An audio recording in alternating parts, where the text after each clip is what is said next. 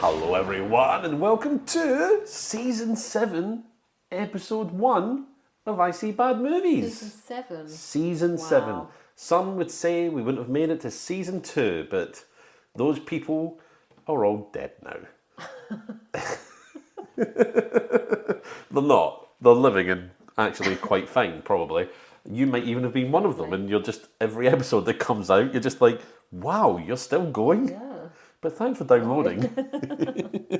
I am joined by the out of this world Emma Spicer. See what you did there? Yeah, you see what I did there? I do, yes. Now, if you listen to us on the Patreon, you'll know what this season is about. Yes. But Emma, would you like to tell our beautiful, wonderful listeners what Season 7 is all about? Yes, Season 7 is bad movies in space. I've been so looking forward to that. Just now we can go bad movies in space. And we're starting off very strong, aren't we? Oh, well, maybe. In terms of bad movies. In terms of bad movies, Yeah. I can pretty much guarantee that. Yeah, absolutely. Well, do you want to tell well, we've already told the listeners what the season's about. Yes. Would you like to tell the listeners the movie that we're going to be watching? Yes, we're starting off with Atlas, which is a J-Lo movie. And you all know how we feel about J-Lo. We love J-Lo? No. No, I love J-Lo. we really don't. And this movie did get quite panned This looks when it awful. came out. It does look pretty awful. Typical Which, J-Lo, isn't it? It's just, yeah, typical J-Lo. Well, yeah, we're going to put ourselves through it for you. Just things we do. the things we do.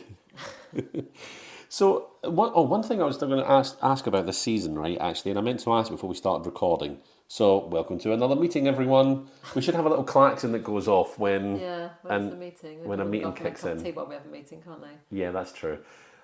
Now, what's our limitation on this? Do they have to be in space? Could it be like something coming from space to Earth? What are we going to be... I think we're going to have to be a little bit relaxed about it because I don't know how many movies we've found yet. So I think it can be set in space. Maybe or if it there's can some be scenes in space yes. or of space origin. Or a space origin. So it could be like you say, something that comes down from space to Earth, maybe even. Yeah. Like Armageddon. Or a killer penis. Yeah. Because, that happens. That could happen. That can happen. And did, apparently. Anyway, moving swiftly on. All right, so yeah, I think a little bit of flexibility is in order. Emma, would you like to know the synopsis of Atlas before we start doing... I'm sure there's a strong storyline here. There does. So there are 3 synopses in IMDb, but I think I'm going to read you the middle one because there's a long one, there's a short one, and there's a medium one. Okay. So let's Goldilocks it and go with the medium one. Okay. So Atlas Shepard, Lopez, a brilliant but misanthropic data analyst. Gotta love it when your hero's a data analyst. Yeah. If anyone's ever worked in data analyst work, does anyone ever look to you to save the world? It's also not the most thrilling job, is it, looking at data? No, I don't think it is. No. So she's a data analyst with a deep distrust of artificial intelligence. Kind of sounds like me in a way, because I have a deep mistrust of artificial intelligence because, well, my company got rid of 8,000 workers to make way for the AI revolution. I have a deep distrust of it. Anyway, she joins a mission to capture a renegade robot with whom she shares a mysterious past. But when plans go awry, her only hope of saving the future of humanity from AI is to trust it. Ooh. I know. Wow. Oh, anyway. No, I'm going to go into this film. You're annoyed about it already. I am. I'm seriously annoyed about it because there's nothing new here. There's nothing you'd rather do on your Saturday night, is there? God, it's Saturday night. Why are we watching the J-Lo? Why don't we just let's sack off the movie and just have a couple of cocktails? And then just lie, and then just do the podcast and just make things up. We can make things up about it. Just go, yeah, this happened and that. This happened, that happened. Oh, I'll tell you what. My favourite bit, right, was when J-Lo, in order to defeat a whole army of AI robots, did a little dance in the rain with an umbrella. umbrella. In the rain with an umbrella. I mean, I don't think she defeated them. I think it was the rain that got to the robots. Yeah. No, we can't do that. We can't do that. We've got to take this seriously. We'll be honest. Everybody relies on our in-depth Everyone reviews. relies on us wasting our Saturday night, so they don't have to. Yes. The sacrifices we make. I know. Oh, God. We could be having fun now. You mean you're not? I mean, yeah. Anyway. Anyway. What else does it say? Shall we move on? Okay, so I tell you what. Well, that's it. That's it. That's it. So, Yeah. okay. She's brilliant. She's misanthropic. She's a data analyst. She has a mysterious past with the AI that's trying to destroy the world. And then she has to trust it. And there's not a lot new there. Shall I flick the coin and find out if we're talking about the good or the bad bits? All right, let's have a little listen out for the coin. Right, good or bad? Good. No. It's bad again. The bad bits. It was bad last time, didn't we? It was bad last time. And I picked last time, didn't I? New season. Emma, would you like to choose from our cards what we're going to be talking about? I would. So we have got actress. Well, we know who that's going to be. Come on now. We might not know exactly. Line. Good. Oh, these are actually quite good starts. Stunts. I don't know if there are any stunts in it. Well, you'd Well, hope set so, in with like a space. movie set in Yeah. space and robots and Location. Space. space. An actor. And actor. So we've got actress and actor this time. We do. So, what's that? Actress? Actress, location, actor, line and stunts. Okay. But as we know, if we don't get anything for one of them, we can throw in a wild card. Yes. Yes, which we will. sometimes rely on heavily because depending on the movie. And also, if you're sitting here thinking, oh, I've got a great idea for a movie that fits the loose parameters of Very loose, space or coming from space, Yeah. you know, make sure you let us know, because there's a lot of options, and if we can do something specific, definitely we want to. Right, Emma, are you ready to go and watch this film? Ready as I'll ever be for J-Lo. Well, this is us now, signing off to watch a J-Lo movie. So what is it? The greatest love story never told? Is that what the Yes, documentary was called? this is the greatest AI story. This is the never greatest told. Saturday night never told. Oh, see you in a minute, everyone. Bye.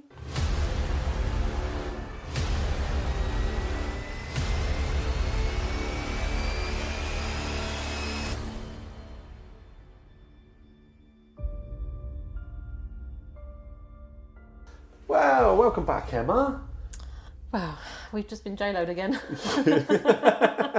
You've just been J-Lo'd. I like that. Honestly, that woman.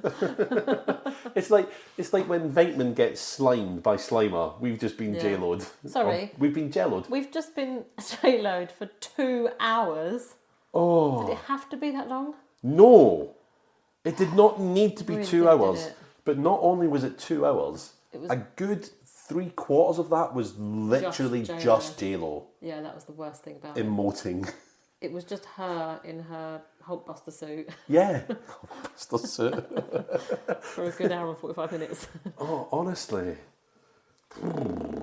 It was tough going.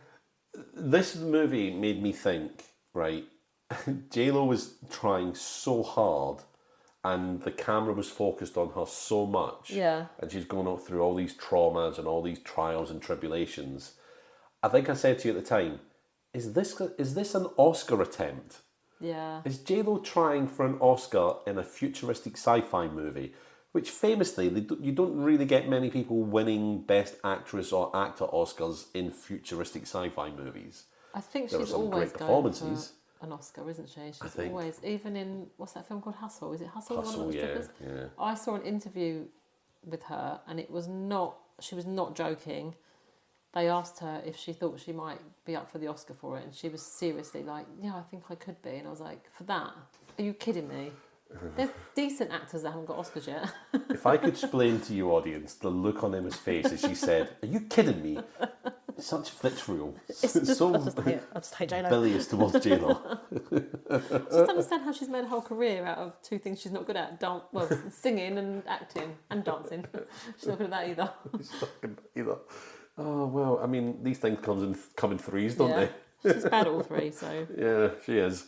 Right, so let's talk about the film and Yeah. and what happened with it. Right, so I've got a synopsis. I've got something down. This is a synopsis from IMDb. So I'll just go through it, and as things crop up, we'll talk about it, and then we'll cover over our bad topics on the main episode. So if you want to hear the good stuff, and actually, I'm not gonna lie, I think there's a lot of good ideas in this film. Okay. But It's a not lot of very it's well really executed. badly executed. Yeah. But Okay. also, there's a lot of good ideas because it steals a lot from a lot of other good sci-fi films. It's not exactly unique anywhere. So, right. So, in the year 2043, humanoid artificial intelligence terrorist Harlan leads a war of machines against humans, leaving 3 million people dead. Okay. Now, 3 million people is a lot of people. Okay, it's a lot of people. It's quite a few, yeah. And I'm not trying to discount that because that loss of life on such a scale is terrible. In the film, they make it seem like he's taken out half the population of the world. Yeah. They really. I actually thought to myself, Yeah, oh because what is the wow. population? 8 billion or something, is it? At the moment, yeah, it's about Yeah, 8 billion. and we're talking about 3 million. Yeah. So actually, it's not It's a that percentage. many. Yeah, but it's not.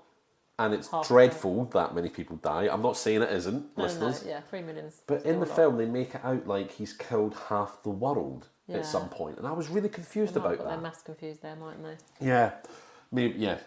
Well, I mean, if they've got the mass confused and they're sending ships into space, something's gone wrong. But yeah, so all types of military, non-military robots controlled by AI rebel against humans, bypass the security protocols on this terrorist AI's orders. However, we find out in like this kind of flashback at the beginning of the film that Harlan was developed at Shepard Robotics under the watch of an AI expert called Val Shepard. Okay, and she trained this robot alongside her 10-year-old daughter Atlas, who grows up to be J-Lo. Now, I didn't really realise that at the time. I didn't realise there was going to be a time jump. Yeah. So I thought, oh, she's the... J-Lo was the scientist behind AI or stuff like that when I went into the film. Yeah. I didn't realise there was this 28-year gap. But, so Harlan was responsible for overriding all of the robot programming and waging the war on humans. But then, like, we see all the disasters that happen and attacks and so on. But then the kind of flashback changes and they talk about how all the military forces pull together to create the International Coalition of Nations. And I was like, they're trying so hard just not to say the United Nations, aren't they? Why not just say the United Nations pulled together and fought back? Yeah. We have to create a new, like, anyway. But so they coalesce, I think might be the right word there, I don't know. And they have a string of victories against Harlan, and ultimately they tell us that he fled into outer space, but he has a departure message, and basically it's from Terminator, I'll be back. Yeah. It literally says something along the lines of, Yeah. I'm Hasta la vista, baby. It just puts his thumb out of the spaceship as they flies off. No, I think he literally does say, "I'll be back," and it's like, oh, Yeah. okay, we see what you did there. Well done. Now we do jump to 28 years later, Yeah. and we have We jump straight to JLo, don't we, on the sofa? Or no, not? Oh, do we we've not? got a scene in between of like a sort of counter-terrorist sort of force yes. launching an attack on a building. Yeah. And they've got these like special goggles they put down and they can scan people and they can tell if they're a robot or if they're human because they're really lifelike. Okay. Yeah. Now, so there's this one guy sitting in a room on his own, and they're like, "Oh, this guy's a robot. Get weapons hot, blah blah blah, all that sort of talk and spiel." And then he just walks out of the room at them. He smashes out the door at them, and because obviously he knows they're there because he's a robot, whatever. I mean, it's not explained. He just knows they're there and deals with that.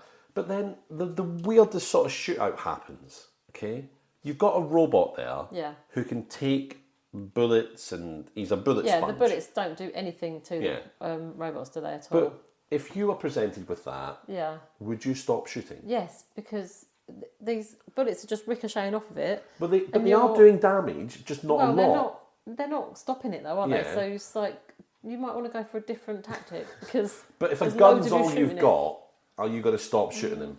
The don't amount know. of times, like there are several people not shooting at him, and he just walks up to them and Yeah. smashes them or whatever. I don't know what I'd do in that bugged me. situation because the bullets weren't doing anything. So it's Do you know like, what I'd do?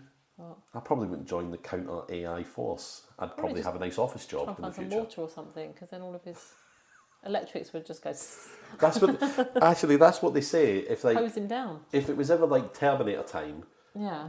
all these guys are like, pistons and all that sort of thing, the Terminators. Yeah. Just throw sand on them. Yeah. It'll gum up all the works. True. Yeah. See, that's real. That's how you really deal with AI. Yeah. Possibly, maybe. But yeah, so Water was this... called rust as well, wouldn't it? So Yes. they'd all rust up, and Yeah. they'd stand in their joints. It'd be a nightmare. Oh, could you Take them to imagine? the beach. Best place for them. Take them to the beach. Come on, Arnie, we're going to the beach. Yeah. There you go. Job done. I like the beach. And that's a terrible Arnie impersonation. Terrible. Cut that out. I tried once to do an Arnie impersonation, right, and I ended up just talking like Werner Herzog. If you get that reference. Some guy that I work with, Yeah. okay, he's like a big boss, and I joined a meeting with him, and he was like, "Hello everyone, my name is blah blah blah, and I'm going to be taking you through the blah blah blah blah blah." This is how he talks, Yeah. okay? And you expect him to be like the gruffest, most evil man in the world with a Yeah. voice like that. He's a pussycat. He's really lovely. Is he a He's big such guy? a nice guy. No, he's not a big guy. He's I just expect German. With that voice, I expect a big. Yeah. stocky Yeah, guy. you expect like, Yeah. "Hello everyone, I'm going to be destroying your castle, killing your women," all sorts Yeah. of things. You expect that, but no, really okay. nice guy. That's just how he sounds. Yeah.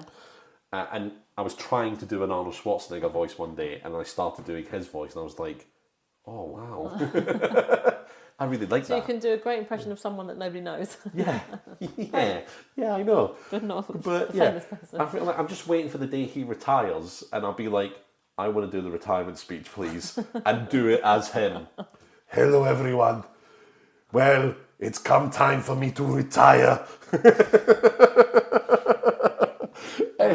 Anyway. Sorry, I'm getting diverted because if I don't focus, this episode This is will what be as happens. long as the Yes, movie. and we don't want that. It's not a vehicle for me like this movie is a vehicle for J-Lo.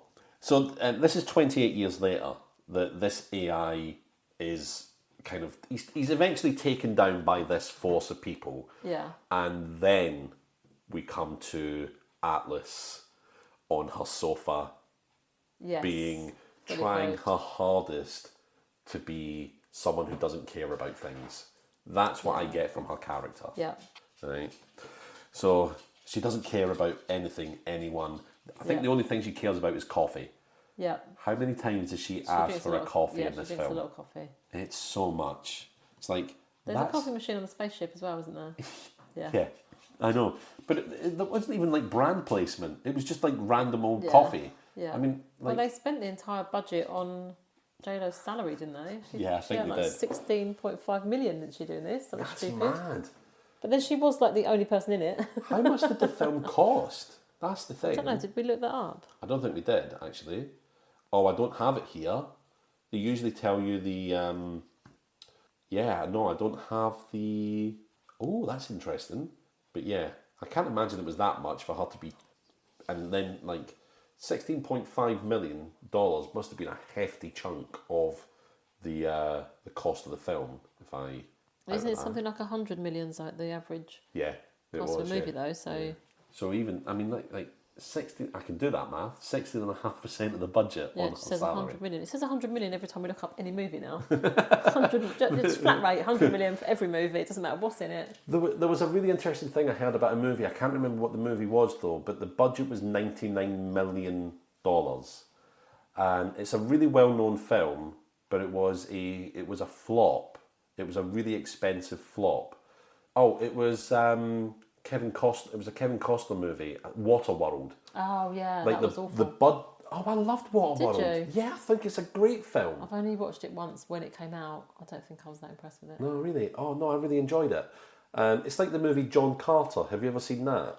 Don't know actually. That was an absolute flop. It's a Disney movie, and they really shelved it. They didn't advertise it really well, but it's a great film. Your kids will love it. Okay. It's absolutely brilliant. Great fun. But anyway, Waterworld cost 99 million, but no, it didn't. It cost a lot more than that. But the studio was terrified of being the first movie to go over $100 million on a budget. Oh, okay. So they kind of really lied about things, about the budget and all that. It was a very interesting little video I watched Kevin Costner about. Anyway. Apparently it's had 60 million views on Netflix. 60 million views on Netflix. How many of those are people just curious to think, how bad is this? Yeah, exactly. Just like the documentary, I think. It probably had a lot of views because people were just cringing all the way through it like I was. But now, are they views or are they individual accounts that have viewed It it? says 60 million global views. That's what it says. It doesn't actually go into... See, that I think that'd be interesting. I mean, who's going to watch this a second time, first of all? No one. But how many of those are like shared accounts, with, logging at different accounts and viewing it? If that's 60 million individual views... She's had 4 number 1 films in the past 2 years. So Atlas, The Mother, This Is Me Now and Shotgun Wedding. Shotgun Wedding and The Mother, I 2 don't of even know them those. in the top 10 of all time on the 2 biggest streaming platforms, Netflix and Amazon. What's happening? So Has J-Lo just got a load of bots watching films of hers on repeat? Must have. She's doing something. Well, she's because giving it away by making a film about bots. The Mother was number 1 in 84 countries at launch. I don't think I've even heard of that. What is it? Look it up while I'm talking about the movie. Okay. All right. You do that. There's your Yeah. task. I'm sorry, that was really dismissive, wasn't it? Really bossy. What's gotten into me, Milo? What has gotten into me? Anyway, so it's 20 years later. Atlas, she's an analyst and she's got a deep distrust of artificial intelligence. Well, as you can imagine, because artificial intelligence killed 3 million people in the world, so I don't think she's probably alone now. And she's searching for the fugitive robots. She's on the team of people that does that. Now, so the AI agent of Harlan, Cascadesius, is captured, all right?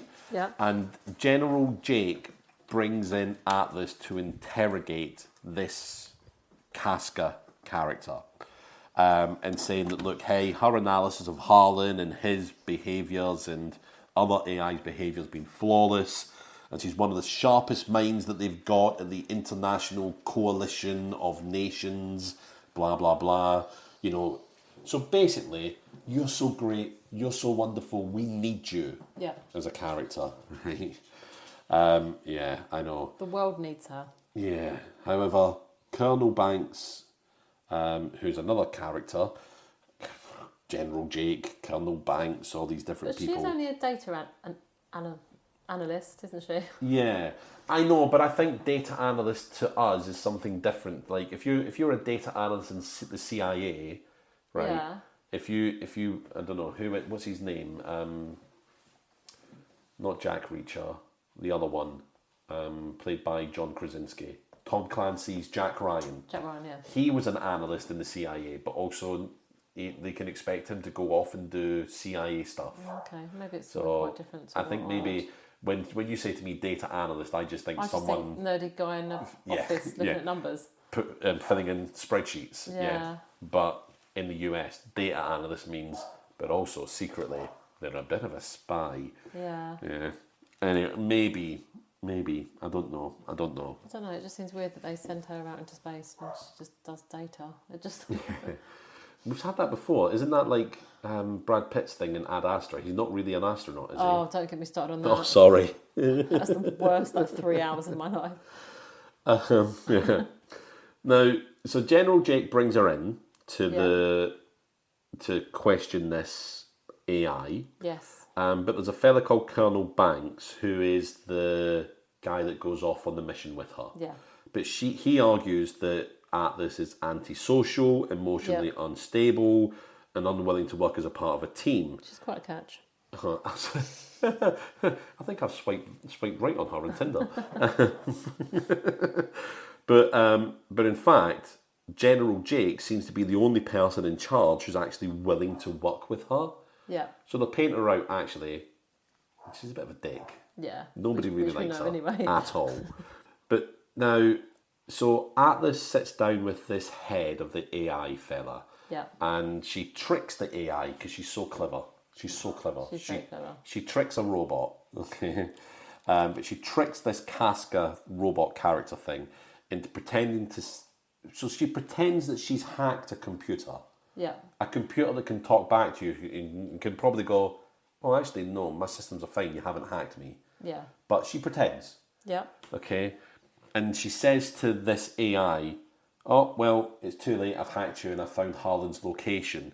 And he's like, no, you haven't.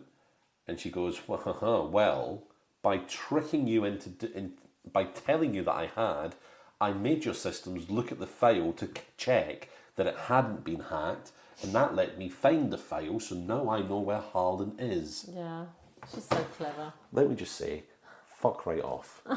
Fuck all the way off, and when you get there, fuck off some more. Fuck off some more. Doesn't happen. David is shaking his head. It doesn't happen. Anyway. But she's so amazing. She is, but haven't you noticed the theme in all of her movies? She's incredible in all of her movies. I know. She is just an incredible woman. Yeah, it's everyone else that's wrong. Be in awe of her. How she hasn't got an Oscar yet, I don't know. This is basically saying Ben Affleck is wrong for saying he had a mental break getting back with me. That still makes me laugh that he's claiming insanity as to why he married her again. Well, no, actually not again. I actually married her. What stage does it have to be like where you turn around and go, my only viable option is to say... the only thing I can say here I was having but a also, he must be break kicking himself because weren't they engaged years ago, like 20 years ago? Yeah. And it never happened. And then he's still, 20 years later, still when actually married her. He must be kicking himself thinking, I had a lucky escape 20 years ago. Or was it just the greatest love story never told? Maybe. So she tricks Casca into telling the location, all right? Casca does some sort of thing, he fires something out at her to attack her, something out of his mouth. But of course the shield comes up because she's expecting it and she knows and she's so clever. Ooh.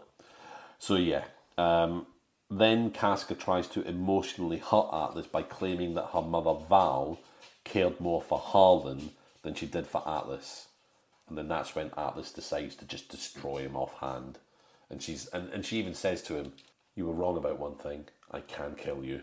And it's like, that line wasn't as badass as you think it was. Sorry, it really wasn't. Oh, am I too biased against J-Lo to be reviewing a J-Lo movie? Nah. No one likes her. Good. Oh, I'm so glad. I didn't think so. You won't get anybody listening to this that likes her, so it's fine.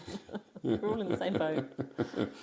So Atlas has discovered that Harlan has escaped to a planet in the Andromeda Galaxy and insists to General Jake Booth, now we get his full name, who's played by Mark Strong. And I'm sorry, Mark Strong just phoning this in. He's like, this is a payday. I was quite surprised to see him in it, actually. Yeah. He's not... I like him as an actor, and I normally think he's... I think you have to have a word with your agent on this one.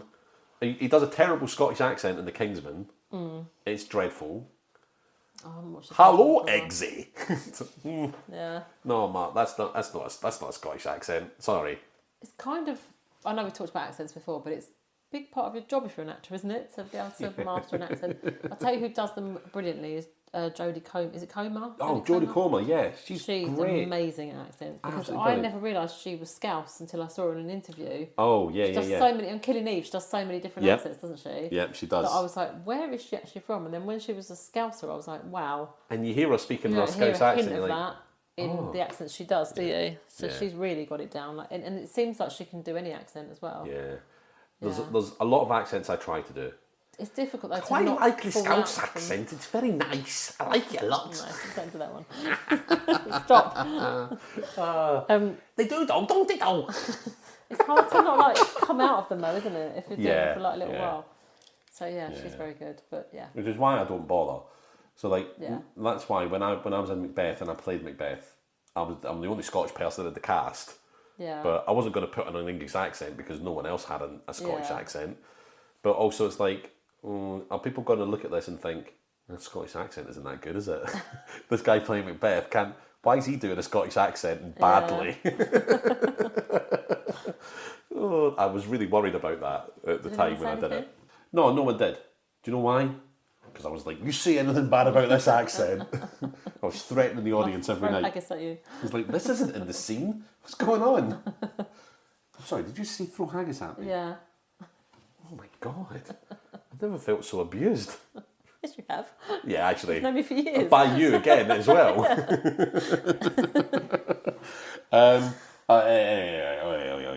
So I kind of lost where I was here. Where are we? All right, yeah. So General Jake says, "Hey, actually, Atlas, I want you to accompany the military mission to find and capture Harlan." Okay.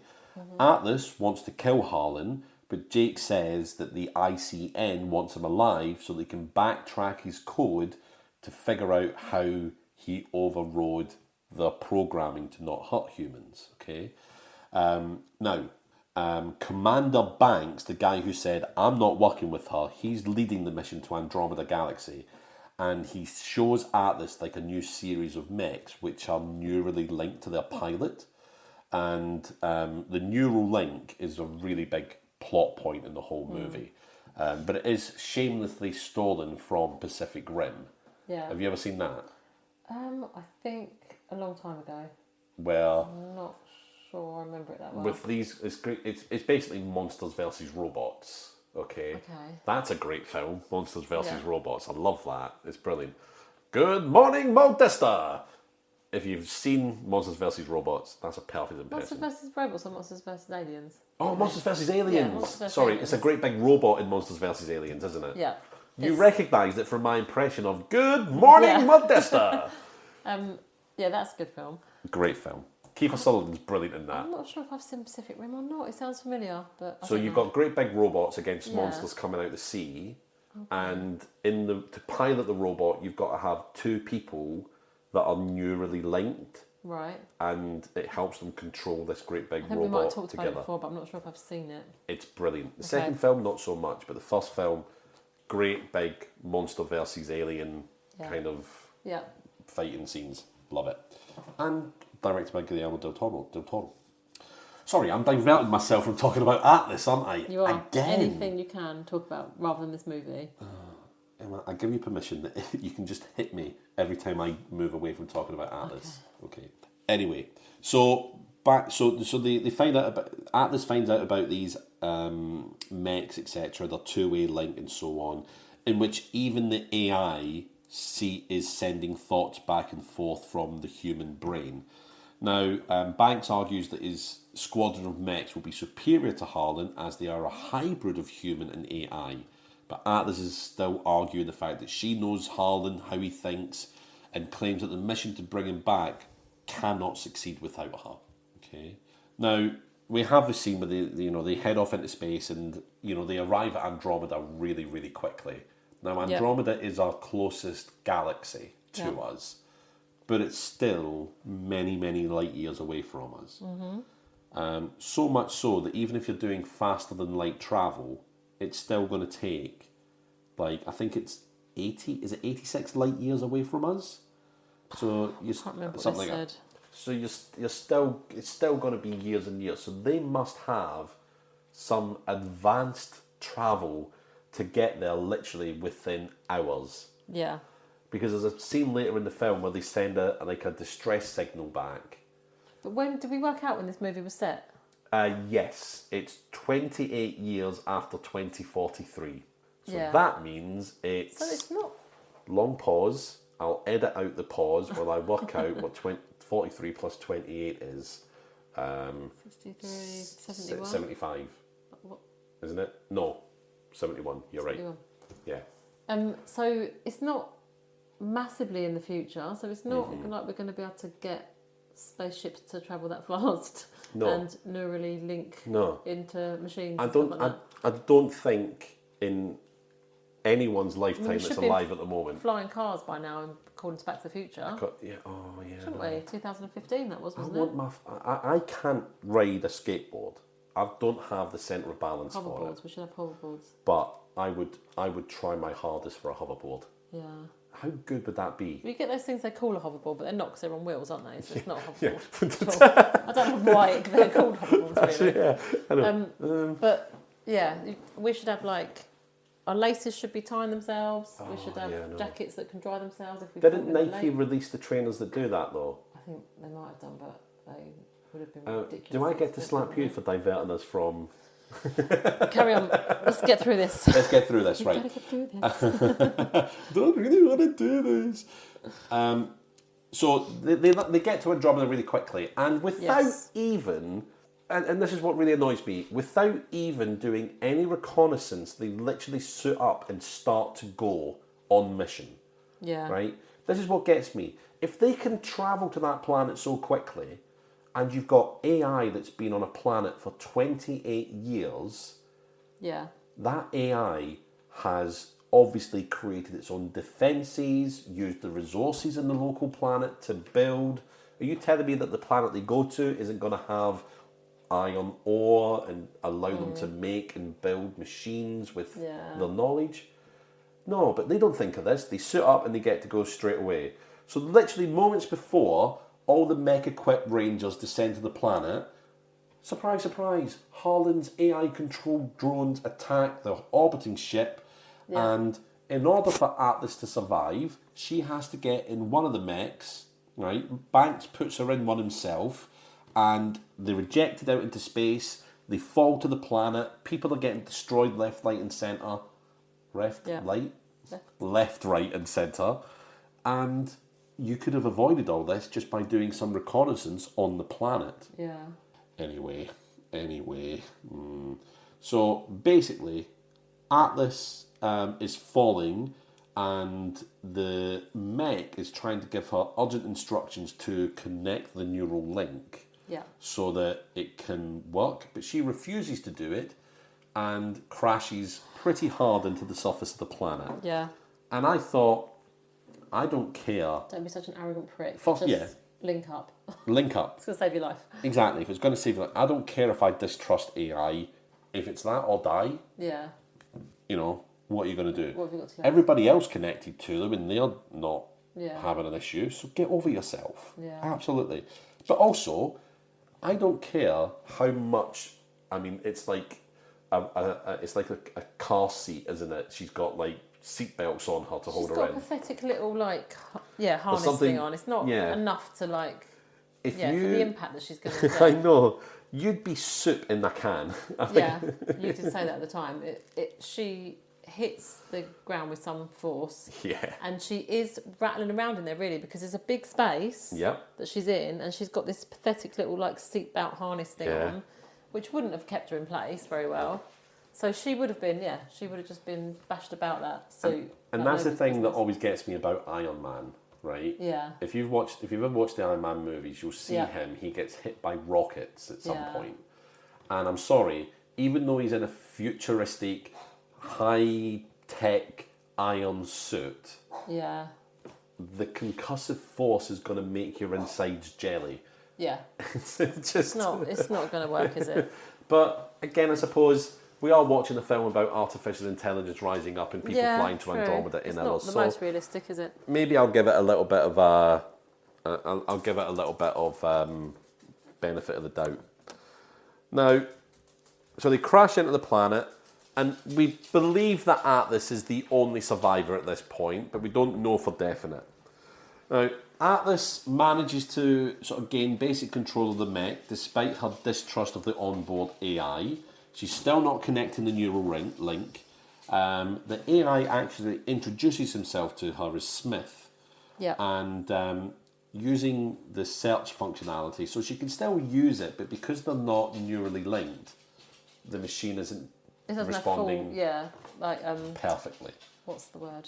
Full functionality without her linking with it. That's the perfect. But she's still being a stubborn cow, isn't she? She really is, yeah.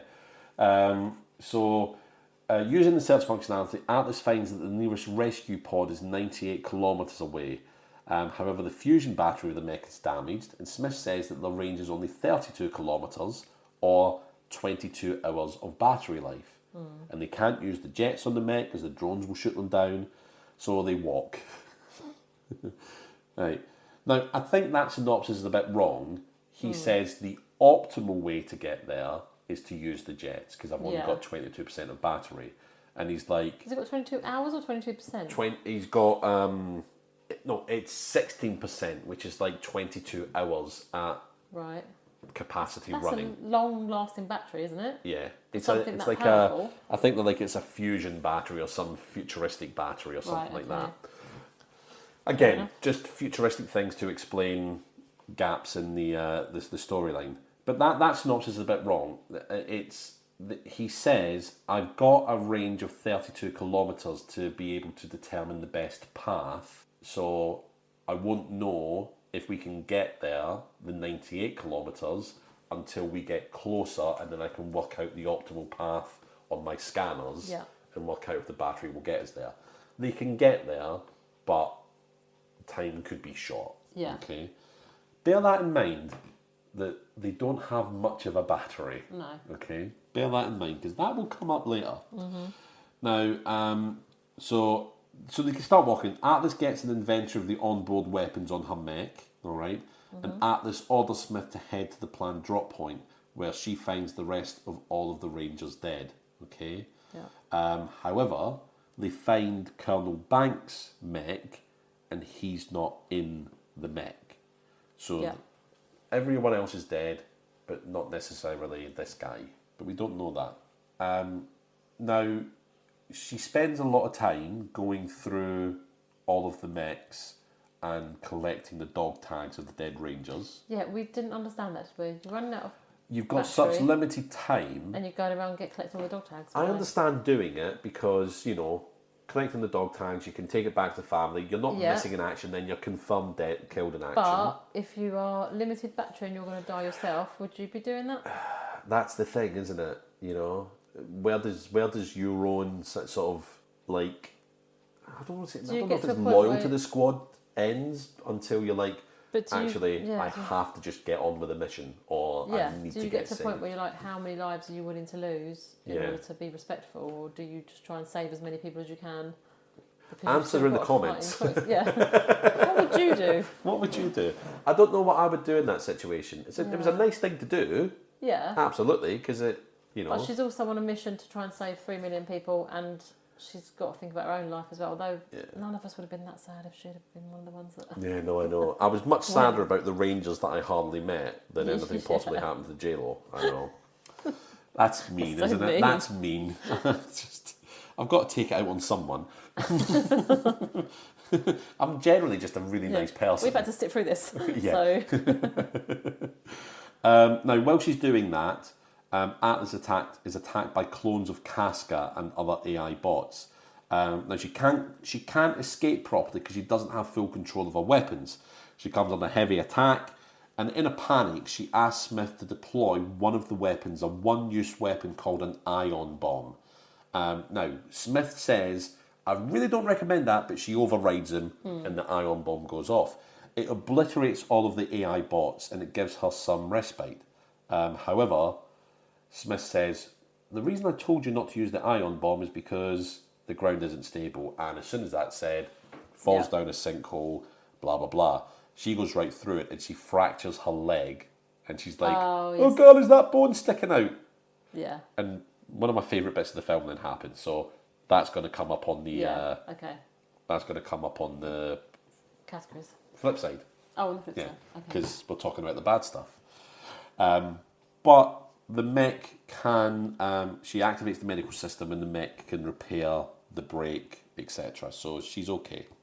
Now, Smith then says to Atlas, hey, I'm going to ask you to use the Neuralink so it can improve our odds of survival. And she reluctantly agrees to interface her mind with Smith, allowing for greater control of the mech. But during the syncing process, Smith learns that Harlan has an emotional response. Harlan creates an emotional response in Atlas, right? And Smith understands that Harlan was supposed to keep Atlas safe. That was his job when his mum was developing and creating the AI. Yeah. So he was supposed to keep her safe, but Atlas felt betrayed by Harlan. And Smith says to her, I promise to keep you safe. Yeah. Oh. There wasn't a dry eye in the house. What is my life? So they're slowly starting to trust each other. Atlas and Smith start to sync with each other, and Atlas gets more and more access to Smith's capabilities. Yeah. But there's a limit. She can't let down all her barriers yet, because also the movie has to happen. Yeah. Yeah. So as they're journeying towards a rescue pod, Atlas and Smith begin to bond, and she reveals to Smith that her mother was the one who created Harlan. At this point, one of the clones of Casca is on the pursuit of Atlas and again attacks. But this time, she's better prepared and defeats Casca's clone. And she finds that Casca is fitted with a short-range transmitter, which means that Harlan's base must be nearby. Now, although they're running low on power, Atlas convinces Smith to head to Harlan's base in order to tag it for a long-range missile strike. And maybe we've got missiles that can go as far from Earth to Andromeda as well. Who knows? And so that the sacrifices of all the Rangers on the mission won't have been in vain. However, after placing a beacon at the base, Smith is hacked and disabled. Because when they go near the base and they try to keep out of sight, Yeah. they're literally as close to the base as I am to you now. Yeah. Of course you're spotted. Yeah. But again, the movie has to happen. Does it though? No. Did it have to happen? No. There are certain movies that don't have to happen. No. The only thing is, there are a lot of people that are employed and paid by Did this film. J-Lo have to happen? That's what I question. Oh, poor J-Lo. Her poor parents. Imagine that being your offspring. The poor block. The poor block. Well, she never lived on the block, did she? No, I don't think she did. Don't think she did. But the block that have to defend themselves from saying, no, we didn't influence J-Lo. It just makes me laugh how she walked around it once and this old guy was like, who? She's like, I used to live here. I'm Jennifer. And he was like, Jennifer who? Jennifer Lopez. And he was like, what? Have you ever seen that meme? Hey, what's your name? Jake. Fuck you, Jake. Hey, what's your name? Ezekiel. Fuck you, Ezekiel. That was like that. It was like, hey, who are you? I used to live here. Fuck you. Anyway, sorry. I love that meme. I don't know if you've ever seen that. No, you've never seen it. No. It's just stupid fun. Anyway, it was so wrong. Atlas gets hacked. Smith gets hacked, okay, and disabled. And Atlas notices that Harlan has taken control of the Ranger's ship called the Deeb. I know, interesting name. I don't know what it means. Atlas is captured and brought to Harlan, who plans to destroy most of humanity and give the chosen survivors a chance to thrive under AI guidance. So all this has been Harlan's plan. He put, that might come up. He put a bot on the planet with information on how to find him. Yeah. So that they knew that they would find him and send a ship with nuclear capabilities to destroy him, etc. Knowing full well he's planned to take the ship and come back to Earth and cause a nuclear holocaust and then foster a new humanity with AI leading it. Yeah. That's his plan all along. What a great plan. That's exactly what's happened. However, before being captured, Atlas sent out a distress signal which was intercepted by General Jake, and he sends out a rescue team.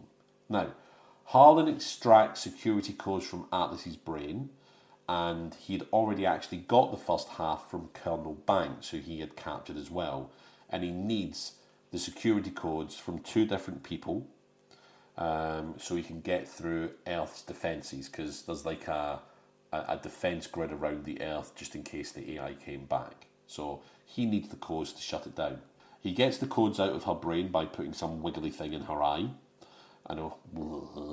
And then leaves her to die with Colonel Banks. Big mistake. Big mistake. He does the classic... Huge. He does the classic monologuing. He monologues, tells her his plan, and then leaves her to die. of course, that's not going to happen. So the only other, so Colonel Banks is the only other survivor. And now, what Banks does is he then takes, because his mech was destroyed, the AI didn't think to remove his neural link. Yeah. So they take it off of, what's her name? Atlas. They take the neural link off of Atlas because her mech isn't destroyed, it's just hacked. Yeah. But Banks gives her his neural link, okay? And after that, it allows Atlas to remotely reactivate Smith, who comes to the rescue. Now, to achieve 100% sync with Smith, Atlas is forced to allow Smith deeper into her memories. Now, I know through this. I'd want to go into Jayla's brain at all. Not even scratch the surface, please. Well, we did see into J-Lo's brain. We've watched a documentary about her. Yeah. And we've watched a pretty autobiographical drama / musical video. What was that thing? Yeah, I know. So we've been in J-Lo's brain. Yeah. It's Now not, we're it's just not a fun place to be. It's really not. I'd like to be cold and unfeeling like an AI if I ever entered J-Lo's brain. So Atlas further reveals to Smith through flashback that Harlan killed her mother after the young Atlas, jealous of the attention her mother gave Harlan, allowed Harlan to be updated with an unfettered interface with her mind. Now, Atlas thought that her mother would give her more attention if she was smarter. However, Harlan created a two-way neural link, and Harlan, who was programmed to save humanity from risk, through this link with Atlas, then saw humanity's history of destructive behaviour, which made it a risk to itself. Your classic story of AI. AI goes live, sees that the real threat is humans, and then decides to kill humans. Literally taken directly from Terminator and Skynet going live and destroying the world. So yeah. So Atlas's mother Val discovered the two-way link, and before she could stop Harlan, he connected to her and started controlling her body. And Atlas runs away, but Harlan tries to make her mother shoot her, but then makes Atlas's mother kill herself. Now, Smith, I love this line, and I love that this happened. Smith helps Atlas overcome her guilt for her actions. Mm-hmm. Don't worry, it'll be fine. By the way, 3 million people are dead because of you. Yeah. Don't get me wrong. He does say to her, you were a child and you were manipulated into something that you could not foresee the actions. Yeah. And I agree. Yeah. But also, it's J-Lo. J-Lo, so. You're guilty. Yeah. Bitch. Now, Smith helps Atlas recover from her guilt from her actions, and with Banks sacrificing himself by exploding barrels of liquid thermite to clear their path, Atlas, that sounds like he just did that. No, he did that, and he also destroyed a lot of people that were shooting at Atlas as well, okay? I say people, AI. AI are people. Or they will be, who knows.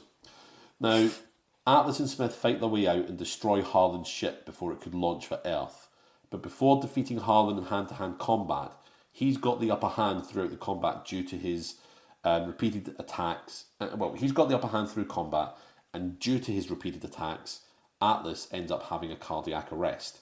Smith takes over and protects Atlas as it continues to fight Harlan, but a heavily damaged Smith shuts down before Atlas is revived after repeated defibrillation, and as Harlan is busy defeating Smith, Atlas sneaks up behind him and decapitates him.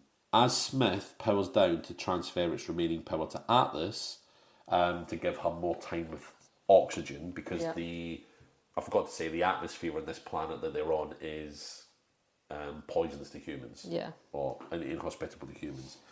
So he gives her more time, but she makes small talk with him to make him more comfortable. And as Smith dies, a rescue team reaches Atlas to bring her back to Earth. And back on Earth, Atlas is informed that Harlan's complicated CPU will take years to analyse. I think that's saying, sequel. Oh no, please no. No! And Atlas, who's now given up her life as a data analyst, is now a ranger. And she's testing the new models of mechs created with her suggested modifications.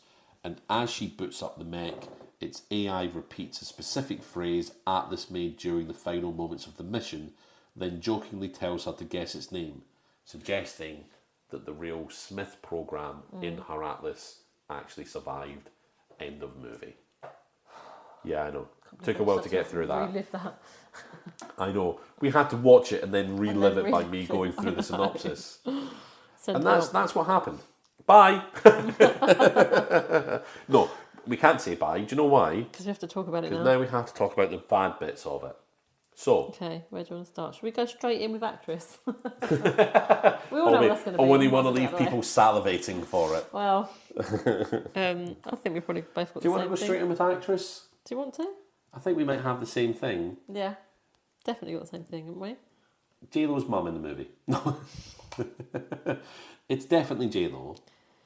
J-Lo, but can I just say... Go on. What the hell have they done with her hair in this movie? I wish we had the hair and So- makeup. Yeah, so the hair...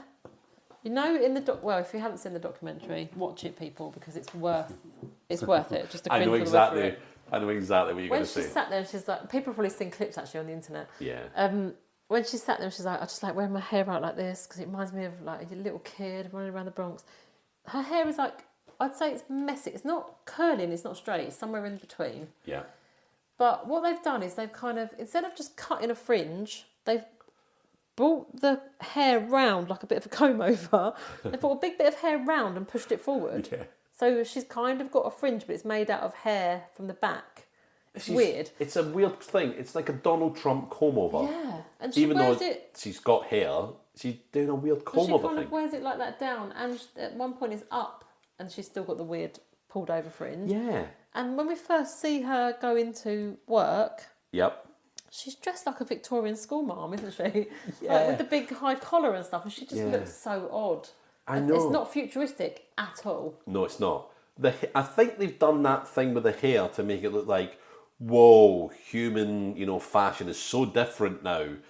But it just doesn't looks... work. It looked weird. Yeah. And what it said to me was, I'm gonna work so hard to make this character look like she couldn't care less. So I'm gonna make her look messy. Like messy. Oh, I And don't know, though. and that was my impression. And that I'm pretty sure that was purely so that at the end of the film, when we see her now taking on the job of one of these ICN Rangers, we see her now with perfectly slick back hair and a ponytail. She's got her life together. She knows what she wants to do with her life. That's purely the choice. It's literally saying, it's character development with a sledgehammer.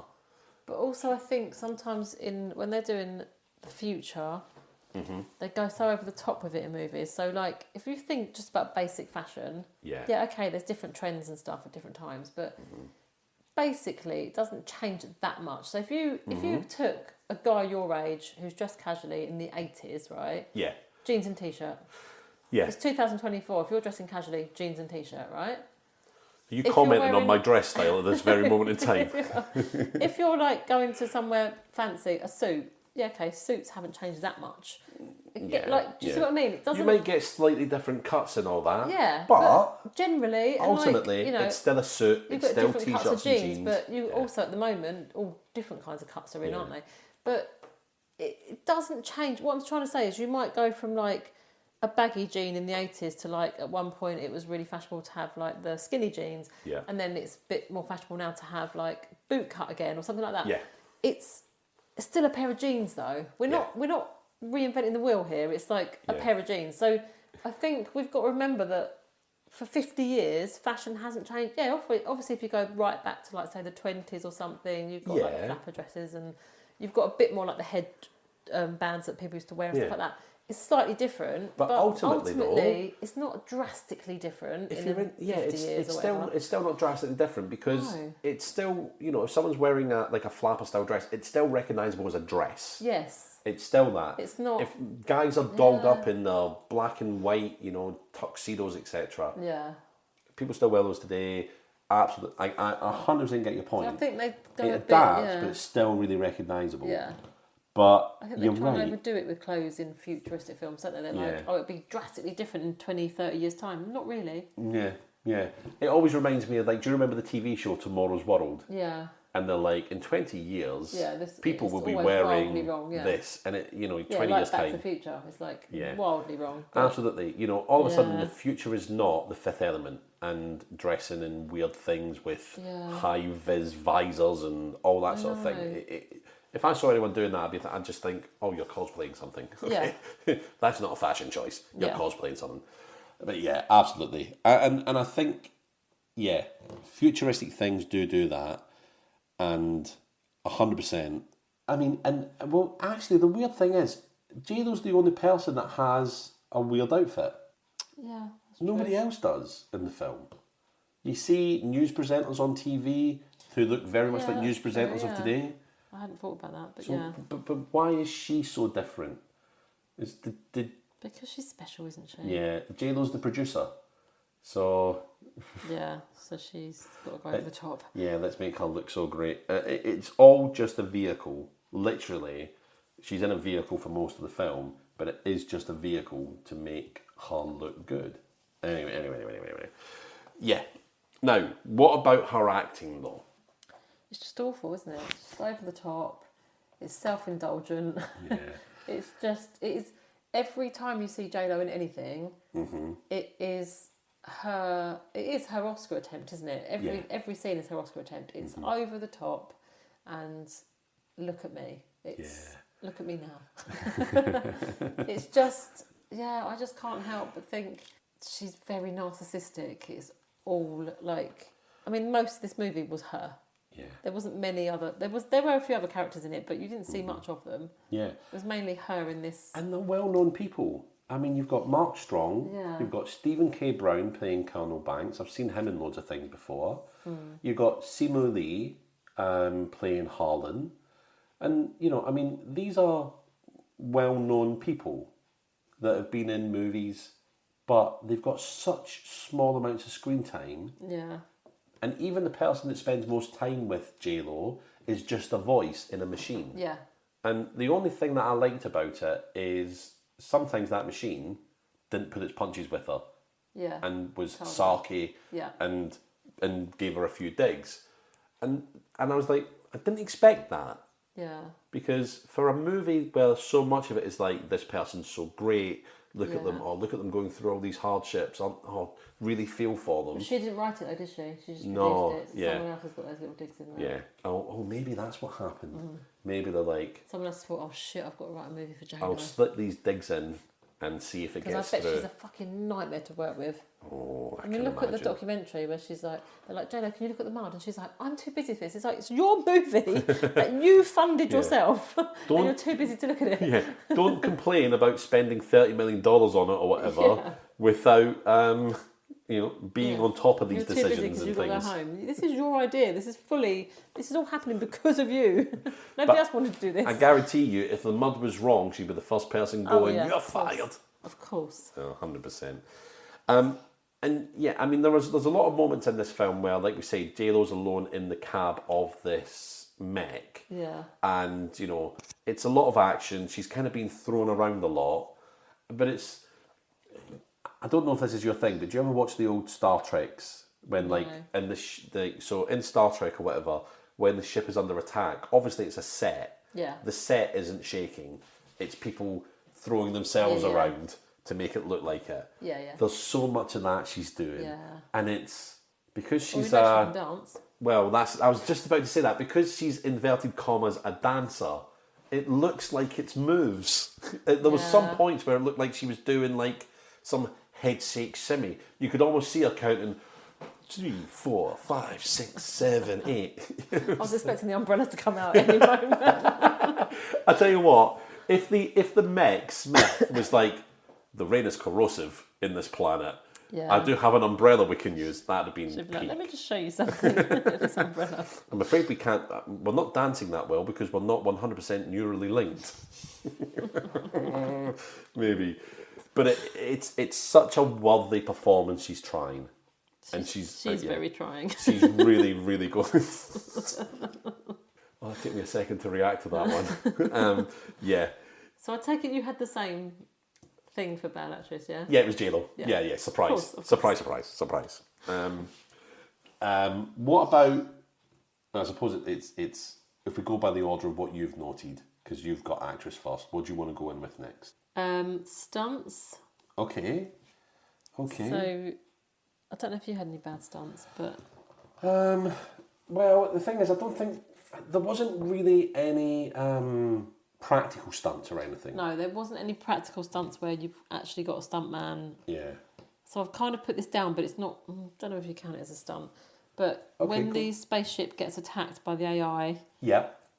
She's literally holding on to something. Oh, yeah, So basically, a big chunk of this spaceship has gone. It's a bit like Snakes on a Plane where the windows get blown out and people hold on to chairs and stay in there. And you're like, I don't think that would happen. But and we're like on another planet. They're in space. We're still in space. We're actually in space at this point. Yeah. Would you not just get sucked out into space and that's where you'd be forever? Yeah.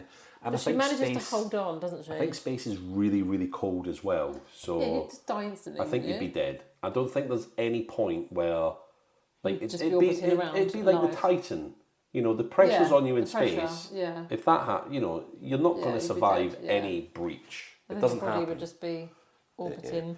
Yeah. The only way they could get away with that if they were in high orbit maybe, and there's some atmosphere. Yeah. But even still, and, they don't look like they are. The sheer force, like she wouldn't be able to hold on. No, I know. So she holds on. They managed to get her into the. I'm going to call them Hulkbusters because that's what they look like. Fair enough. Yep.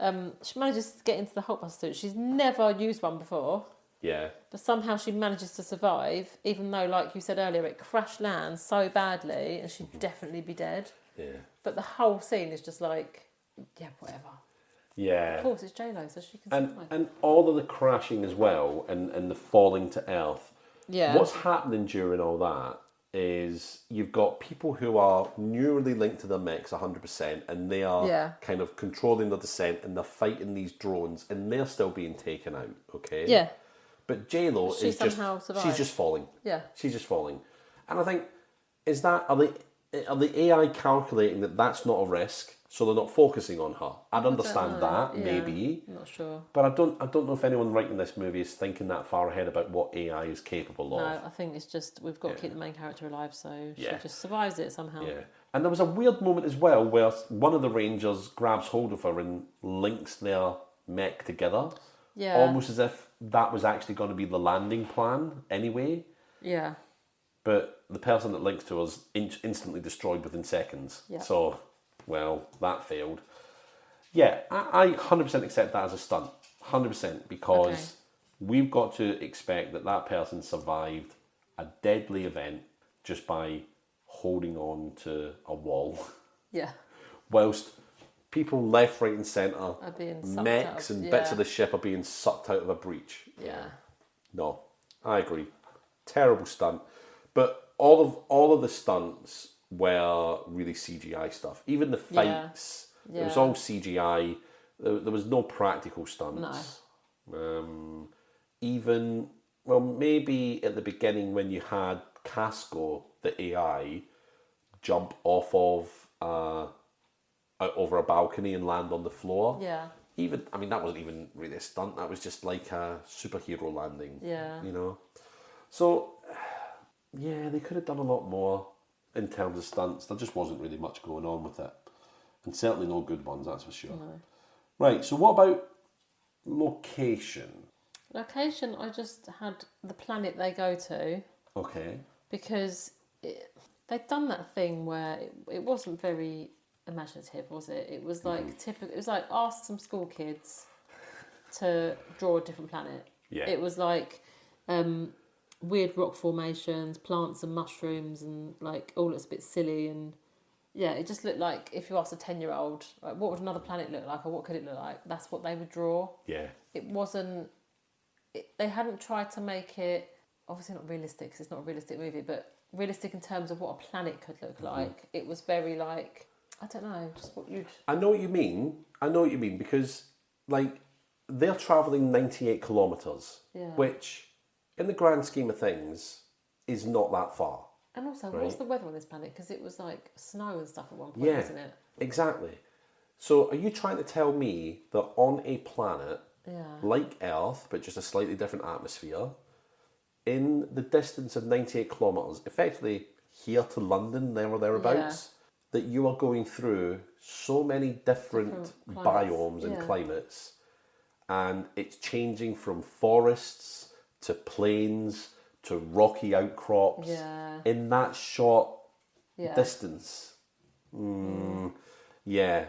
Just great, fine. You've designed a load of a planet. Just make it bigger then. Make the journey longer. Give her more battery power. You know? Let us see a planet then. And that would make it feel more real, I think. But what? Yeah, I think you're right. It had to be one or the other, because if she's only going that distance, it's either covered in snow, or it's a desert, or it's a forest. Yeah. It's not all three within the space of a few miles, is it? And I don't mind if they build in a lot of different things in the planet, but like I said, just make it bigger then. Build that into the story. The climate that you need for all those different things is very different, isn't it? Or the ground that you need, the climate, whatever. You need to create those different either weather types or ground types or whatever it is. It wouldn't be that close together, because you'd have like on Earth we have got deserts, and we have got like snowy, icy places. We've got foresty places, like very green, lush places, very like and don't get me wrong, and stuff. But they're not next to each other, are they? They're spread out across the world. And sometimes, you might go from like a green valley to a snowy mountaintop in a short distance, but that's because it's really high and really cold. Yeah. You know, but we're not saying like, oh yeah, J-Lo was on a mountaintop and then came down into a warmer area. It's literally and just... you don't get desert countryside. Snowy No. hill. Do you know what I mean? Yeah. Two very different things, so... Absolutely. Yeah, very different climates, very, very different sides of a planet, I would imagine. Yeah. You know, or much larger than 90-odd kilometres, but not Did here. they actually say the name of the planet they were going to? They do. It's something like Planet G3, something like that. It's not a specific name, but we know it's in the Andromeda system. That just reminded me, there's a really... it was panned at the time it came out, but I really enjoyed it. It was called Mass Effect Andromeda, about humans going to Andromeda and colonising out there. And it's about colonising, and you come across aliens and all that sort of thing. It's really good fun. Anyway, that just reminded me, because it was Andromeda. Anyway, it doesn't change anything about this film and how awful it was. Unfortunately. I do have something bad for location myself. Okay. I mean, I 100% agree with you on the planet. I keep saying that, like, no, sorry, I don't agree. What am I going to do? No, sorry, actually, that's not a bad location. I don't know why I keep saying that, but my bad location is, and again... The Hulkbuster. That's where she's most of it. We spend a lot of time in the Hulkbuster, that's for sure. But again, you can tell me if this is classified as location, but it's actually something in a location that annoys me. And it's something about the future. I was talking to you about this just before we started recording. I was like, no, I'm not going to say anything because I'm wasting it. But what is it with the future, right, where they think that when we're watching TV or when we're having video calls with people, that we want to see holograms and see-through footage? I don't know, but they do it in all futuristic movies. It's all of them, isn't it? Like you said, we're getting better and better quality. Yeah. We want to see the actual picture, not the room behind it. Absolutely. If I ever have enough money to buy like an 8K ultra high definition QLED Samsung TV or whatever it is that's amazing. Other companies are available. Other companies are available, but Samsung, if you want to sponsor us and let us watch amazing movies on an HK ultra high definition QLED Samsung TV, we'll take it. I'm sure Emma will gladly have a new TV. But if I ever get to the stage where I've got like the most up-to-date TV and then Samsung come out and go, here's our new hologram TV, I'll be like, no! Yeah. Why? If I'm watching, like, Lord of the Rings Extended Edition, I don't want to see my wall through Frodo's face. Nope. I want to see... And like the bracket behind it and stuff. Yeah, exactly. Like, what is... I've never noticed that. Oh, it's the bracket.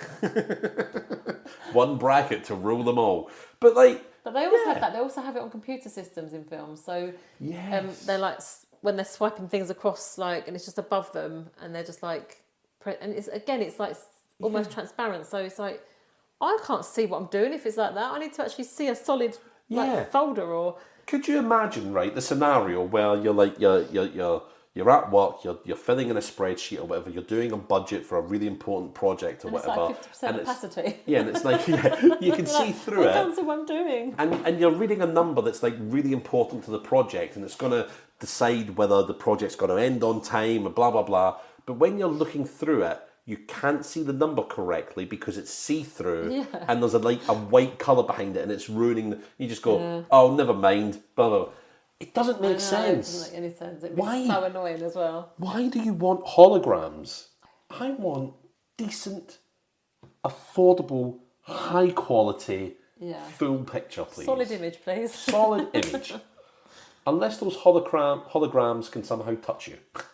In which case, contact me, Samsung. Where are you going with this, David? Where am I going with this? Never mind. I want to go there. We're not going there. That's I See Bad Movies After Dark, our new podcast. You're doing that one on your own. I'm doing on my own. I'm not having my name associated with that one. You beat me to that punchline. Yeah. So does that count as a bad location though? Because it's a thing in the location. But I know that you had to raise it. I had to bring it So up. that's fine. Would that be props? Yeah, I guess so. But we can have wild cards. We haven't got. Oh right, something okay. For everything anyway, Well, I've gone in with a wild card then. I've gone in hard on the wild card. I haven't got anything for actor. I do. Oh, you do? Yeah. Okay. Mark Strong. Okay. Now, I like Mark Strong. Should be better? I think he should be better.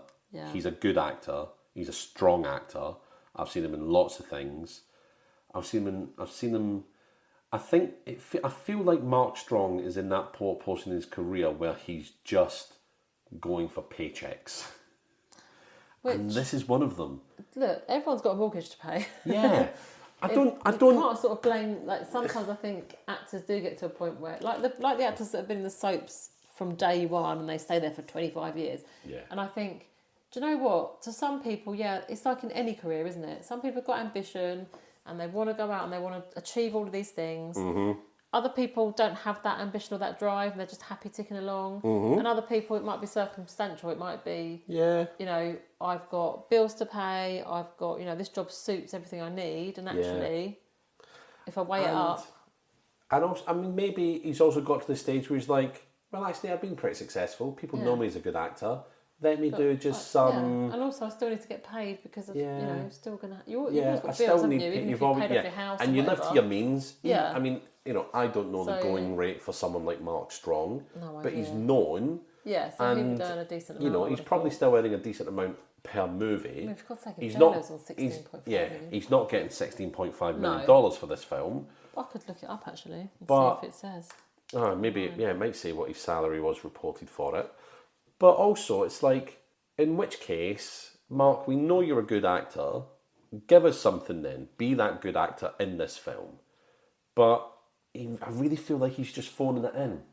I think it feels like he's really just there for the payday. And there's a funny quote by Michael Caine. This just says net worth of the cast. It doesn't actually say okay. what they got paid for it, but his net worth apparently is $9 million. Well, that's more than me.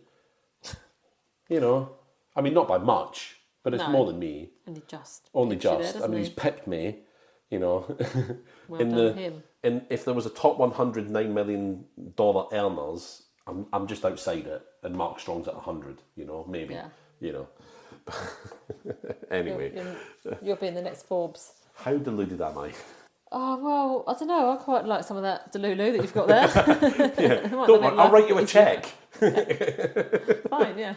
$4.5 million sound good? Yeah. Yeah. Great. Can I quite heavily. yeah. It bounces heavier than J-Lo and her mech. She didn't bounce, she just crashed. She crashed, yeah. She crashed like the stock market recently. Okay, so you think... I think he was just phoning it in, and there are actors that I expect more from, but it felt like it was a phone in for a payday. And there was a funny quote by Michael Caine I was just going to say before you started mocking me, I think. No, maybe you didn't. That doesn't sound like me. I might just be making that up, but it's a good go-to for me.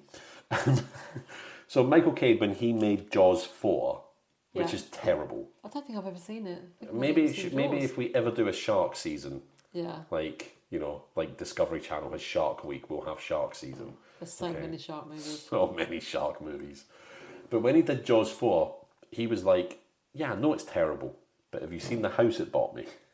Which, fair enough. Fair enough. I think Danny Absolutely. Dyer said something similar when he was getting slated. I think I saw him on a panel show, and they were like naming all these terrible movies he'd done. He was like, what can I say? I've got a mortgage to pay. And I was like, fair enough. Yeah, and I get it. You've done a couple of decent movies when you were younger that made him famous, and then you've done a load of shit movies, but you've got bills to pay, like anyone else. So that's it. You know, and he's famous. Paying your wage. He's you know, you see Danny Dyer walking down the street, you'd be like, oh my God, it's Danny Dyer. He's not getting paid badly for EastEnders now. Yeah, I bet like that. you. So, I bet you. Yeah, so I mean, he's done all right out of it. And it pays off. I remember a conversation I had many, many years ago with my brother when I was a teenager. So when the Fast Show was out, right? Yeah. Fantastic, hilarious, you know, sketch show, right? Everybody loved it at the time. Yeah. It's still great. I was very, very drunk. Loved it. But they started doing like beer adverts as Fast Show characters around about the time. And my brother was like, they're selling out. They're selling out. They're being this and that. And I was, at the time, starting my acting training and thinking of going on to try and be a full-time actor. Yeah. I mean, I can't really question Mark Strong because he's made it, I haven't, okay? Now, and I was like at the time, no, it's a payday. Yeah. They are, it's a job. Yeah, you might argue that that's their, like, characters, that's what they created and they're selling that out. I don't really think so. Yeah. They are guaranteeing advert money. Yeah. And at the time, advert money was really good because you got residuals for adverts. It's all changed now, apparently. You just get your fee for that. But my old acting teacher, Stephen Oliver, his name was, he would always tell us that he was in an advert for BT, right? And you know how sometimes you watch an advert and then you never see them again or whatever, but this one was one of those adverts that caught on and it got really popular and it was played over and over and over again. Because you remember that when people used to talk about adverts and go, they used to be did funny. you see that? Used to be good, didn't they? So he was in one of those and it got played over and over and over again. And he was like, I ended up getting so many residuals. I was a young actor and I was able to buy a house outright. Yeah. You know, now he teaches acting, which, you know, is not a bad thing. But the way he taught was very wrong. Oh, okay. When you're dating students, that's bad. That's bad. Okay. Yeah. One of those. Yeah, one of those. Moving on. I will cut his name out so there's no defamation. Okay, yes. God, I hope he doesn't listen. Anyway, Steve, you know we all know. You know that it's wrong. We know that it's wrong. But you still did it anyway. Anyway. Fuck you, Steve. Hey you, Steve! Fuck you, Steve! It works for so many people. It does work for so many people, doesn't it? What was I talking about? Actor. You're talking about selling out. So, Mark Strong. Mark Strong does that. But I think he's just phoning this one in. Yeah. And fair enough. I just think fair enough. I think with like things like with the Fast Show, if Oh, that can be a very short-lived, like it can be very popular, but it can be a very fleeting moment in time. And it could drop off. Make as much as you can out of it. I mean, they might not go on to do nothing else. Yeah. So, and you never know. And I guess in something like acting, you don't ever know where the next paycheck's coming from, because even if you have a run of like success, you do get people that have a bit of success and then just disappear, and you think they've not done a movie for ages, or they start doing the shit movies because they can't get a decent movie, and so you never know. It's not a steady job, is it? So I think make the money while you can, and if you're going through a hard time in terms of getting roles and you get a role, take it and do it, because it's money, isn't it? Yeah, you've got to earn money at the end of the day. It's a payday. Yeah. But the thing is, I don't think Mark Strong is the sort of guy who isn't getting movie. Yeah. I don't get the feeling that he's struggling. Yeah. But then I think you also get people like Samuel L. Jackson, for example, who go, oh, I'm famous now, I'm going to do what the fuck I like. Things like Snakes on a Plane. He can just pick and choose and do something silly if he wants. What a position to be in, though. Yeah. How good would that be to be able to turn around and go... I think this would be funny, I'll do it. Yeah. Because actually, people know who I am, I've made plenty of money, I'm still going to get the decent roles if I want them. I'll just do a bit of fun. And I think if you go into it with that attitude, it shows. Yeah. And it shows, you know, with someone like Samuel L. Jackson. Yeah. It absolutely shows. And I think in a way, you know, like Keanu Reeves did that kind of thing, you know, he's just like, that looks like a fun project to do, I'll do that. And now everybody loves Keanu Reeves, you know. I mean, not that anyone disliked it beforehand, but now everyone's like, the greatest action star of all time kind of thing. Because it's also not taking yourself too seriously. Like someone like J-Lo, she would never take a movie thinking it was, you know, a funny thing to do or a, like, I don't know, this will be a laugh, because she takes herself way too seriously. So she would never do it. Everything she's doing is like, I'm an amazing actress and I'm going to get the Oscar. I wonder if I'm just disappointed in Mark Strong for getting involved with a J-Lo movie. Probably. I think that's probably what it is. It's like, I don't know if I don't think I dislike Ben Affleck, but I think my opinion of him went down when I saw him in This Is Me Now. My opinion of him went up when he said temporary insanity. Yeah. I thought, this is explaining that explains everything. I was so desperate for an explanation. Yeah. Like, what are you doing? You escaped once. Yeah. So a kind of begrudging bad actor. I take your point. Yeah. It is a good point. Get your payday. It is a job at the end of the day. And yeah, maybe I'm a little bit more begrudging about it because I expect better. Yeah. You know, that's quite mean of me, I suppose. Now, what about lines? Okay, I only wrote one down, and it's not really it's not much of a line, but they find a plant and Smith Jesus says, Christ, the plant. We need to name this plant. It's a new plant they've discovered. Yeah. We need to name this plant, and J-Lo says, best I've got is planty. I just thought, fuck's sake. It's not even funny as a joke. And they do name it planty because she can't think of anything else. I know. And then even at the end of the film, Mark Strong's character comes back with like a canister. He's like, oh, we managed to salvage this plant from the mission, the same plant that she called Planty. And he's like, some moron called it Planty. And as he's saying, some moron called it Planty, she says, Planty. And it's like, oh, that was you. Oh. And that's such a cringy moment. I know. I hate that. Oh, I really hated that. Have you got any other bad lines? No, have you? There's a couple. So I wrote down a bad line, but I don't know if actually I quite enjoyed it. Okay. I don't know if it's a good line though. I think I enjoyed it just because it was so stupid. Right. So, fair but enough. if it was in any movie, you'd think that's just a bad line. So, it's one of the first times that Atlas and Smith are together. Yeah. And Smith says to her, Atlas is like, I don't want to connect with you, blah, blah, blah, blah, blah, blah. And Smith goes, okay, Atlas. And she's like, don't do that. I told you not to scan my brain. If you want to know my name, just ask. And then Smith says, I understood, but your name is on your badge. The old, I didn't scan your brain. It's right there on your name badge. First of all, why the fuck is she wearing a name badge? Why? She's a data analyst. She's not a ranger. She's not like... And also, if she is that important, people should know her name, shouldn't they? Yeah. Why doesn't... And why is her the name AI... Atlas anyway? It's a stupid bloody name. I know. Isn't it?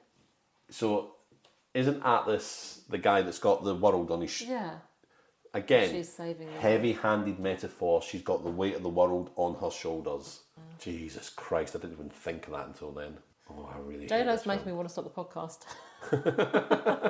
You suggested this film. Let's not do any What more are you J-Lo trying to tell movies. me? Let's not do any more J-Lo movies. I can't bear it. No more J-Lo movies. No, we're done. Not even Jiggly. We're not for the doing classic gobble gobble. It's turkey time. We're not doing the J-Lo season. No. Ever.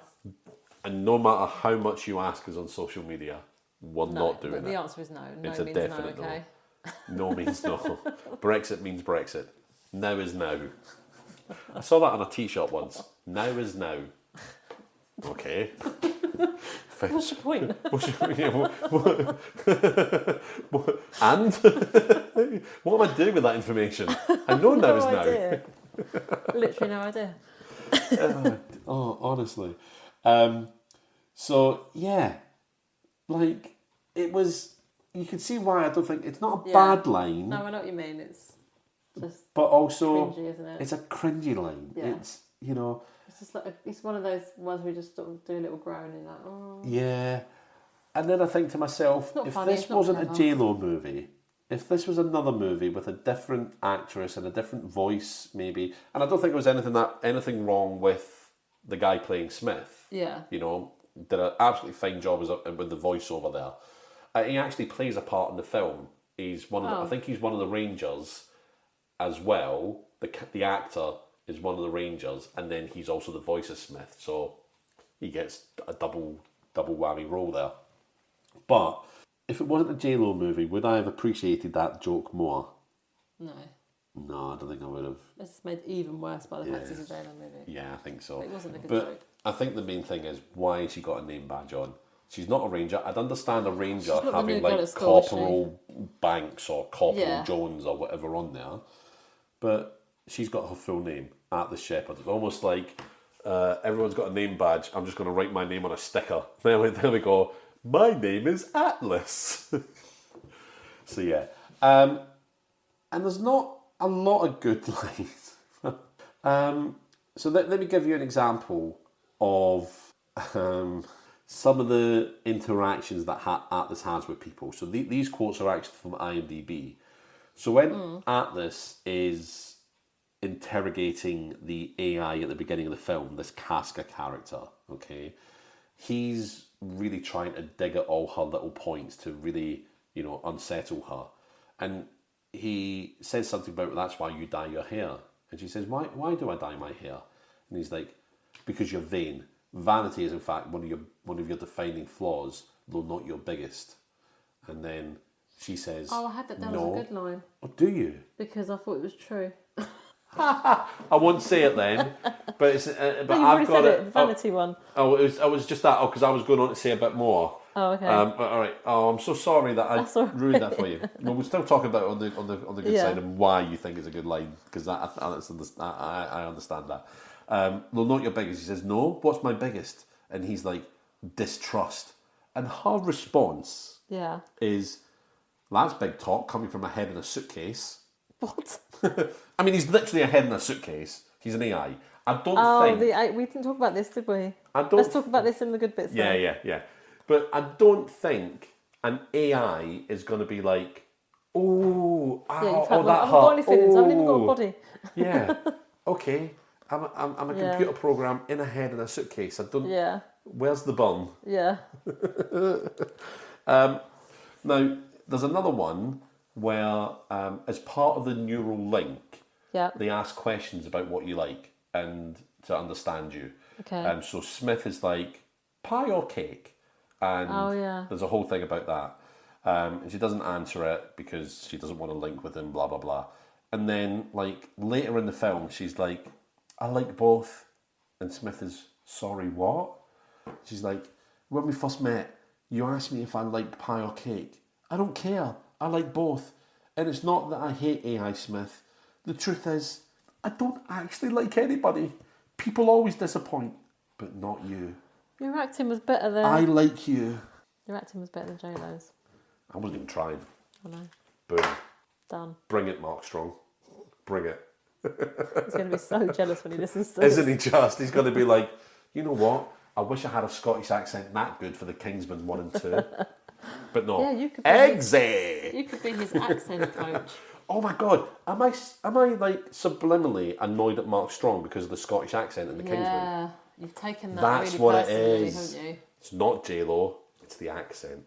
Partly J-Lo. It is mainly Mostly J-Lo. J-Lo. It's all J-Lo. It's all J-Lo. His accent was actually fine, I'm just joking. Yeah. Fuck But you, J-Lo. hey, what's your name? J-Lo. Fuck you, J-Lo. Right, are we scoring this movie or what? Yeah, let's score it. Right, you go first. All right, I don't actually know how I'm going to score it.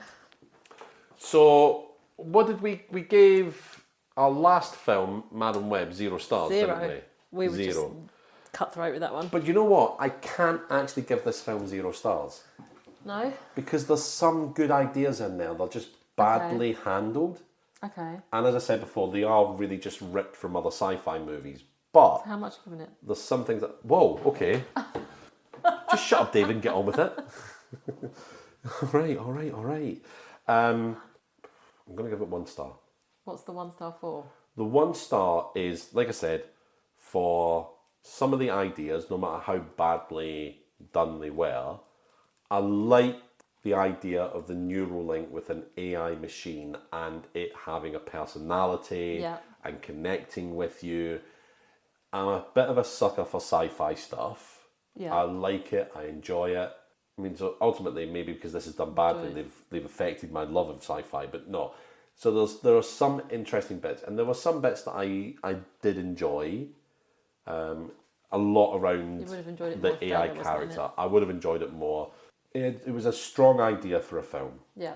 But I just Executed think badly. I just think they spent too much time focusing on the character of Atlas for 2 hours. The actual story, yeah. Rather than the actual story. If they developed a better Yeah. story and changed some of the middle act to, great, we're at Andromeda now. But if it wasn't a case, maybe if they'd done like a protracted sort of battle rather than just killing everyone off and only J-Lo left, we didn't just build her trust of AI, we built her trust of other humans as well. Yeah. With the Rangers, rather than just fixing her life by trusting AI. She's dreadful with humans as well. What difference is that going to make in her life if she, oh great, now I love AI, but I still hate humans. Yeah. So what? So, I'm saying, star. it could have been really good if it did 1 star. 1 star, that's it. It's not a Madam Web, Yeah. but it's only 1 star out of 5. Okay. Still don't watch it. Nobody else watch it. You probably already have, because 60 million people have watched it on Netflix. So how many people have pirated it off of Netflix as well, over and above that 60 million? Because, not that I'm saying it's right. If people don't want to pay for Netflix, they're going to pirate stuff off Netflix as well. It's just what people do. Yeah. What are you going to score it, Emma? I'm reluctant to score anything because we've given Madam Web nothing. Yeah. And then if I give a movie with J-Lo in it something, I feel like... Oh. But, however, Okay. I will give it half a point. Ooh. Because I think there's a couple of little bits in there that I liked. Which I will talk about on the flip side. Sure. And as much as we sit here and go, oh, J-Lo is the worst and she's just awful, there is that sick little part of my brain which, if something awful's happening, it's like car crash, isn't it? It's like something awful's happening, but you can't help but look. Yeah. You know those Like videos a of couple having a fails. massive row in public. Yeah, And you're like, I really want to watch this row like I'm watching a soap opera or something. See, you watch those differently to me, because I watch those rows like that thinking, is this guy going to do something? Do I have to step in? Oh no, I don't watch it like that. I just think if they're just rowing, if it's not getting physical, Oh, yeah. if it's just a row, like a good yeah. row, then I think, oh, I just want to sit with popcorn and just watch. Yeah, there's Even nothing though better. it's like, and like it's happened to me before. It's always funny until it's you, and then like I ended up in a row outside a nightclub when I was younger. Yeah. So you're both drunk. It's early hours of the morning, and somebody that we knew was a police officer at the time, and he came around the corner as we was having this blazing row. So it's really embarrassing. But when it's someone else, I'm there. I'm like, I want to know what's going on. What's happened? What's he done? What's she done? It's like that. And with J-Lo, I feel the same. I feel like, as much as I think she's narcissistic and I'm almost impressed by her level of delusion. I think, give me some of that. The way to float through life, being so deluded that you're so amazing, nothing can touch you. You can't get upset about anything if you think you're that great. No, that's very true. Just floating through your life going, well, I'm amazing, what's the problem? Like, there's no problems here. But so I'm not the problem. I've sort of got a morbid fascination with her.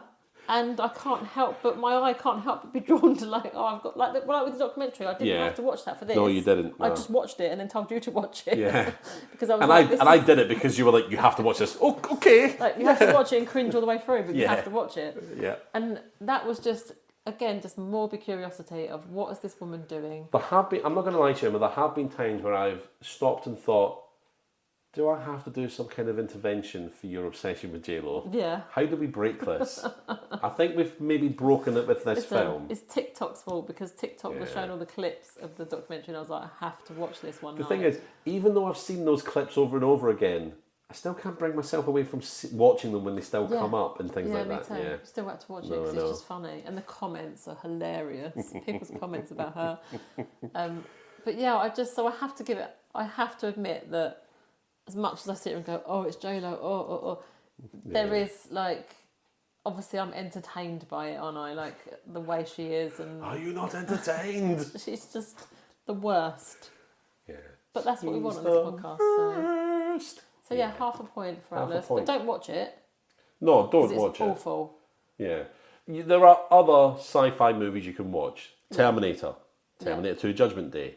The series of Terminator movies are fascinating because there's so many movies, but somehow the Terminator movies end with number 2. Yeah. There's not another good one after that.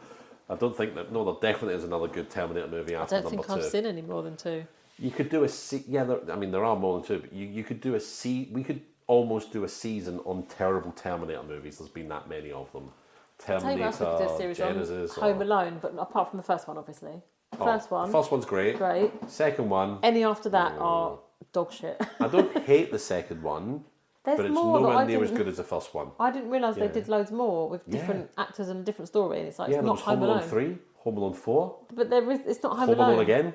because it's not the same family or the same story. So it's like the most recent Home Alone, right? It's such a weird scenario. Yeah. This couple think a kid has got a really valuable thing of theirs. They think he's stolen it. I don't think he has, but this normal couple decide that they're going to break into the house and get it. But it's almost like I've not seen it, so I don't know the exact storyline. But either he has got this item and he has stolen it, and they're just trying to get their property back. So they're not robbers, they're not thieves. They go about it the wrong way. They should just get the police involved. Yeah. But they then decide to break in and terrorise a young child is not right. But the kid's a dick.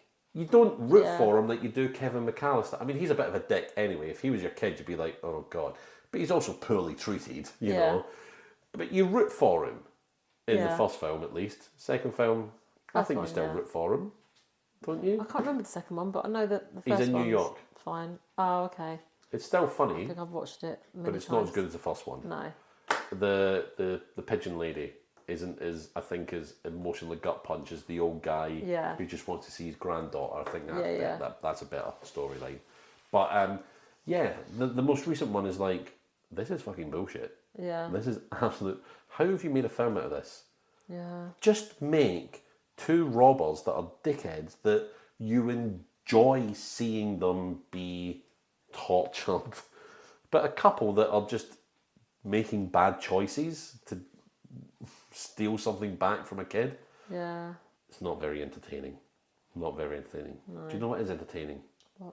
If you go to www.patreon.com/ICBadMovies, you can listen to the flip side of this episode. Which will be the good stuff. Yeah, all the good bits about... When you say all.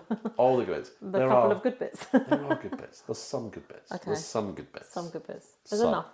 Yes, there's enough. There's enough good bits to warrant an episode. Yes. But you can join us. One we will. You can join us over there for the princely sum of $3. Yeah. Come and join us. It's nothing. We're not getting rich off of it. No. I can guarantee you. But it pays to rent movies. Yes. It pays for Netflix subscriptions.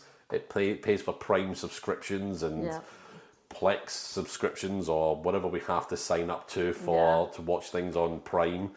And petrol to get here. Yeah. And tea, because Emma makes me tea. Yeah.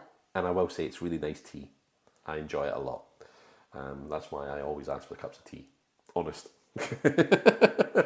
I'm not knocking your tea.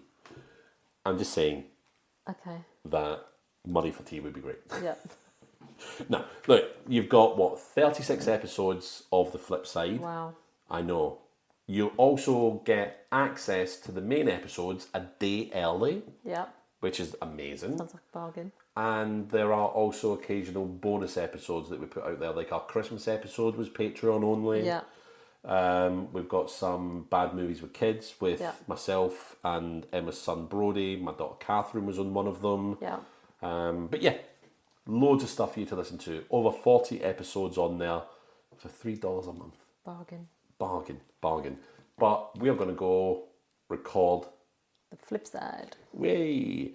And we'll see you all later. Bye. Bye.